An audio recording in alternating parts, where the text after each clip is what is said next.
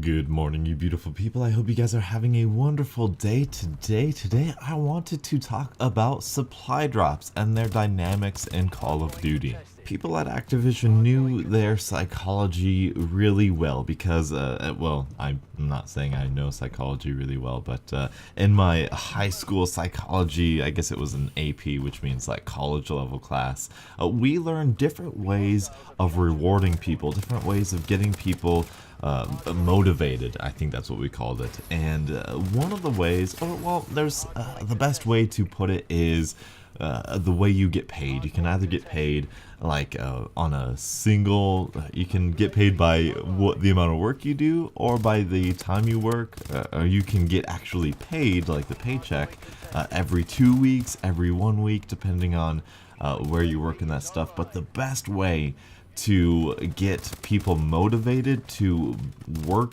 better and to work more consistently is to randomly pay them, randomly give them the money that they actually earned. Now, why this is effective, it's because as a worker, you don't know when you're going to get paid, so you're going to keep working as hard as you possibly can in order to justify whenever you do get that paycheck. You don't want to be lazy and then get paid and be like, okay, that kind of doesn't motivate you as well.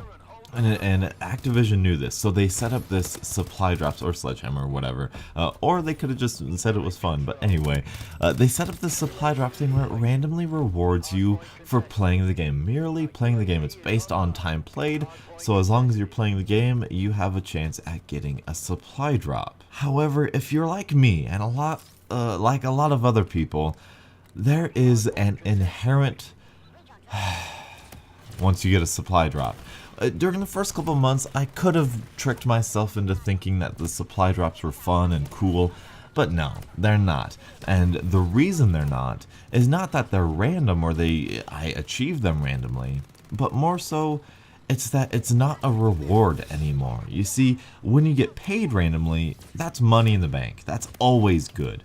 However, if randomly they just gave you like half of what you actually earned, that's not right. You know, you actually earn that money, you deserve all of that money, and when you play Call of Duty for a long period of time, and you get the same thing you got last time, you're not rewarded anymore. That's not a reward anymore. That's a negative thing in it, and we associate that negatively, at least I do in my head, to when I earn a supply drop. It's like, oh, what other variation of the AMR9 am I gonna have now? You know, and that's the fault, I think, of supply drops. The fault being that we are able to get the same gun twice, and the mere fact that all of the guns suck except for a very, very select few. There is 350 guns. How many elite guns do you think are actually wanted or desired? We got like 2 versions of the ARX, a couple versions of the BAL, a couple versions of the HBRA3, maybe an IMR in there somewhere. I mean, I guess an ASM1, like 8 to 10 out of 350 weapon variants are sought after. It's just poorly thrown in there. It really is.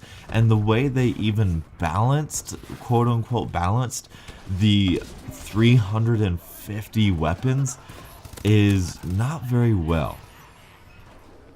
You see, there are 3 to 4 different characteristics, if you look at the stat chart, that actually affect the time to kill. There's obviously damage, range, rate of fire, and to a certain extent, accuracy.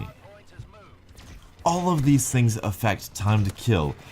Mobility, handling, not so much, right? Not so much time to kill, that's more ease. And I guess you could kind of throw in accuracy in there, but if you have a gun with recoil in Advanced Warfare, you're playing this game wrong. So really, you got 4 major factors that affect time to kill, 2 other factors that don't affect time to kill, however affect the actual mobility and handling of the weapon, like the stats say. And when you take away 2 points, like on a professional weapon, 2 points of damage, giving that to handling, that's not much better. That is not good. That does not affect time to kill. That does not affect how the gun functions. It just makes it worse. And if you actually take a look at the statistics of those things, the only thing that makes an elite version elite is not that it's better. You know, we have in our minds that, oh, elite's gotta be better. No, it just means there's more stuff affected to it. With the lowest ones, the green ones, you only have one tick positive, one tick negative. It's going to be +1 accuracy, -1 handling, something like that. With the professional versions, you're going to have +2 positive, +2 negative. And the negatives could be, you know, -2 damage, -1 damage, -1 range, or it could be +2 accuracy, -1 damage, minus, you know, ammo count, you know, reserve ammo count, one of those two things. Or the positive, they consider, there's an IMR out there that has -1 damage or range, or one of those two, and it has a silencer on it. And that's what they consider positive.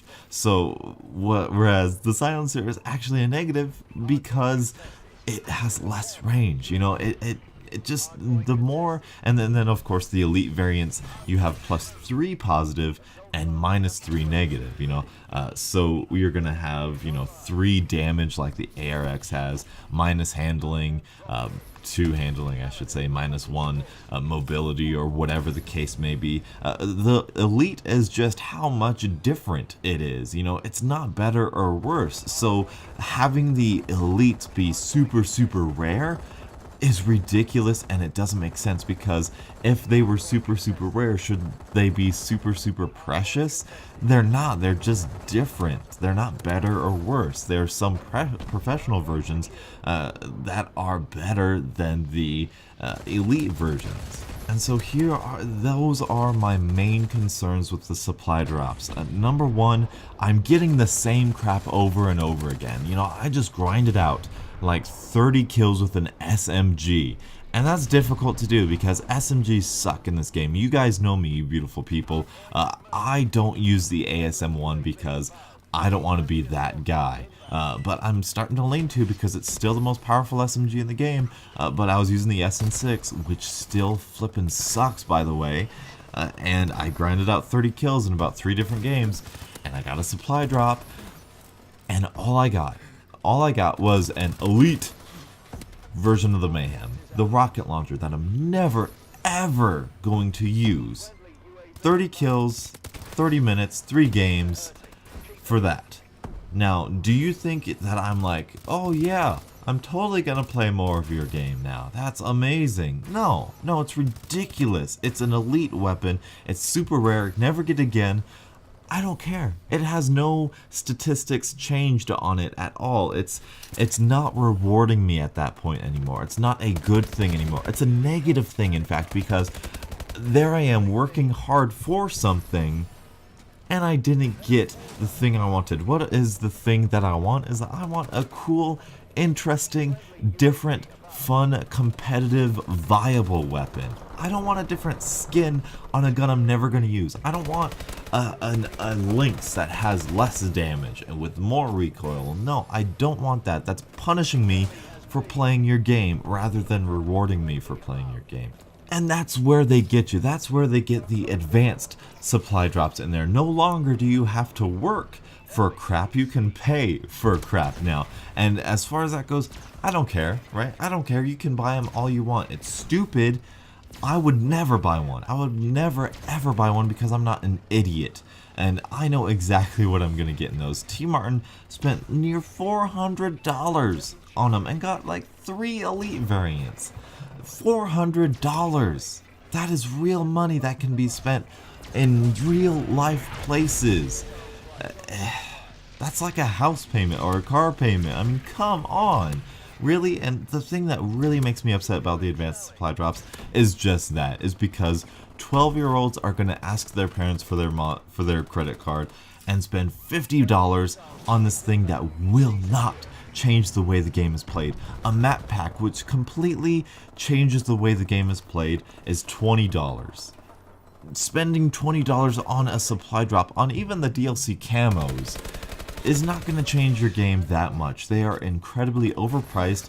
Not just overpriced, they are not worth the money you spend for them, and it's just completely ridiculous. And when we have all of these YouTubers almost glorifying, if you watch the T Martin video, he gets, I'll say, super excited about getting the speakeasy, and how excited he was made me pissed off, because it was not genuine, it was not worth it, and it encouraged children who play this game, who shouldn't be playing this game, to spend money that they shouldn't be spending. And that's the real problem I have with it. Supply drops could be this really cool encouragement to play this game, and it could be fun, and we wouldn't need to have advanced supply drops if supply drops were implemented the way they were supposed to. So unfortunately, that's the way the cookie crumbles. I know I haven't had one of these ranty negative videos in a while, so I apologize for that. So tell me your guys' thoughts on supply drops. Thank you guys so much for watching, and until the next absolutely beautiful Call of Duty morning, I'll catch up with you guys